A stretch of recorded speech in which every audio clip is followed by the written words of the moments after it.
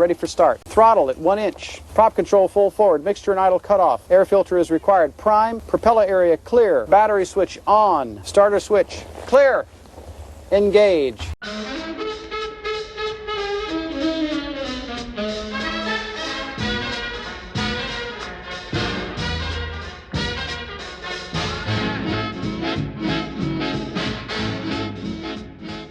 My name's Edward Lopez. I was first lieutenant in the 87th Fighter Squadron. My name is Michael Cannon. I was a first lieutenant and I was an element leader. My name is Jack Allman. I was a member of the 387th Fighter Squadron, a flight leader, and I was a captain at that time. My name is Frank Luckman. I'm with the Hellhawks 365th Fighter Group, 388th Fighter Squadron. At the end of the war, I was a captain and a flight commander. Archie Maltby. I was with the 388th Fighter Squadron. I was a captain. My name is Worley Neal, N-E-A-L. I was a captain, squadron leader part of the time, flight leader another part of the time. Crashed 5 P-47 Thunderbirds.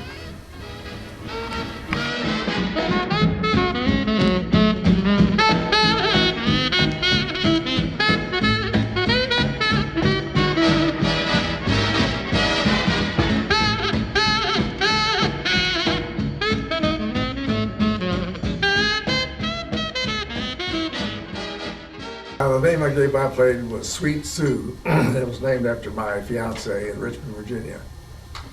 My first airplane was, I named Princess Joan the First, and I named the plane that because it was engaged to a lovely English girl at the time. After going through from squadron level up to the commanding general of the 9th Tactical Air Force, I finally got permission to marry her. So I did in 1944, and after 65 years, we're still together. I don't know how to say this, but the aircraft I flew most of the time was called Hauling Ass 2, and it was a form of a donkey. I had 3 planes. I named them all the same, Lucky's Lady. My first airplane I named Kansas Jack because I'm from Kansas and I had a jackrabbit running. My airplane was named Sweet and Lovely because I had a sweet and lovely girlfriend at that time.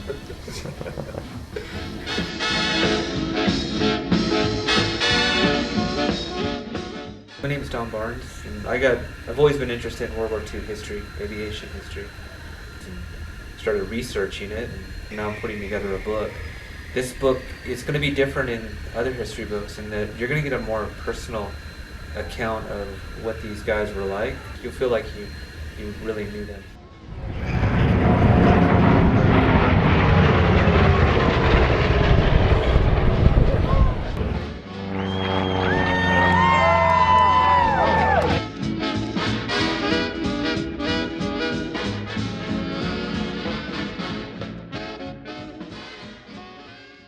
Hi, I'm Rob Essery. I'm the nephew of Don Newcomb from Pontiac, Michigan.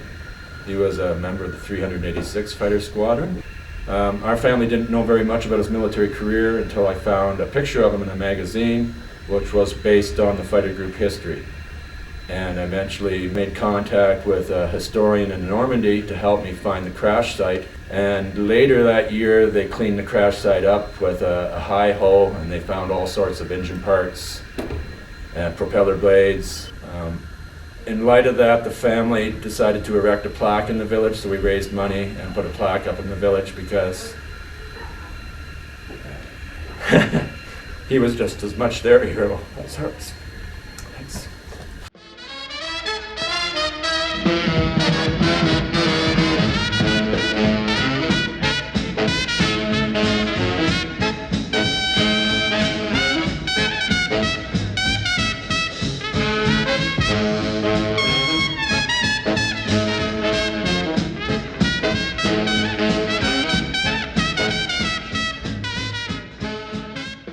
I ended up crashing Kansas Jack, dead sticking it in with 35 feet of half-inch steel cable wrapped around my prop from blowing up a German locomotive.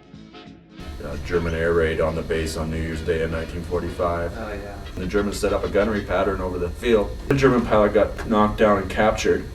He got marched into the CO's office, and I guess the German went over to the window and said to the CO, "What do you think of that?"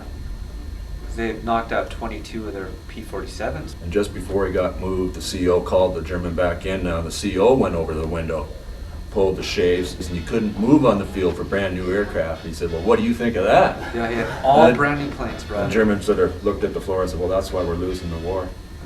I had a mission where I flew out and walked back, and that was a pretty hairy day, or 10 days actually. One mission that I can remember more than any other was when they caught me over France, all by myself, and they had all the guns trained on me, trying to hit me.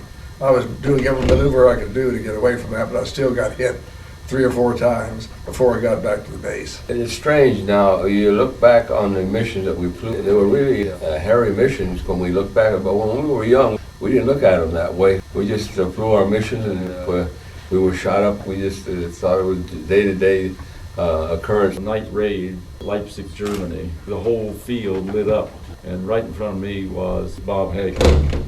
His oil lines were shot out. I thought, he's not getting through this, I'm not going to make it through this. But I made it, and he eventually made it.